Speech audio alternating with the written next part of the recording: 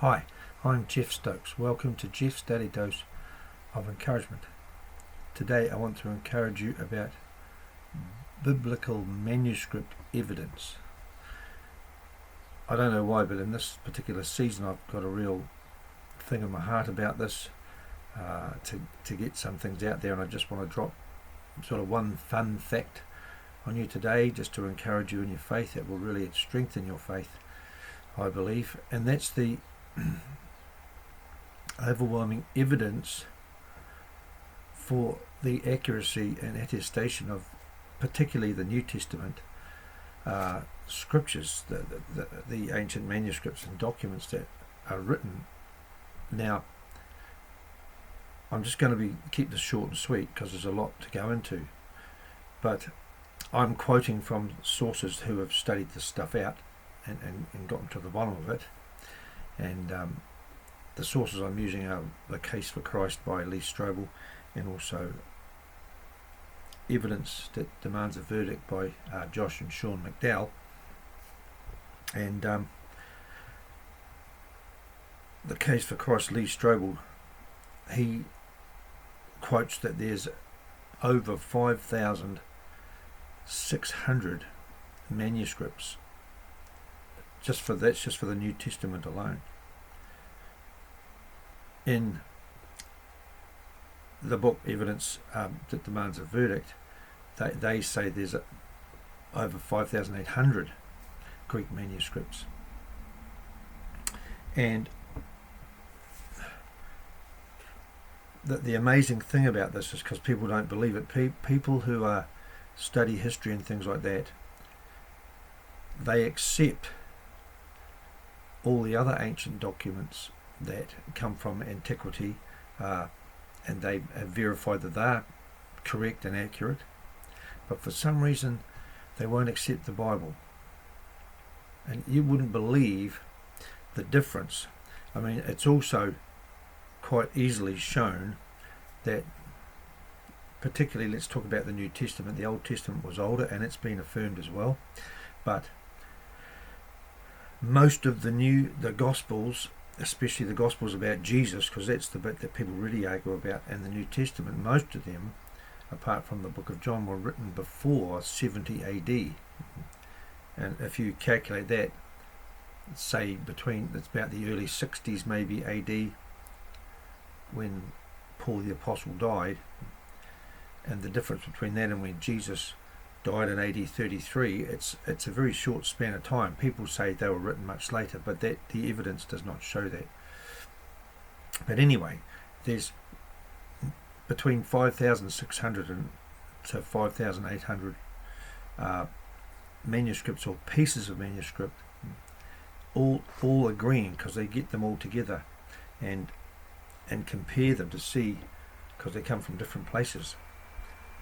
But there's also a lot of other manuscripts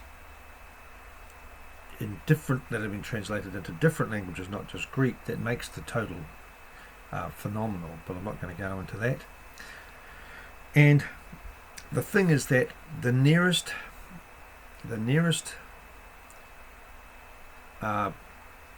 manuscript, ancient manuscript that is known to man, it's not even close to the Bible stuff.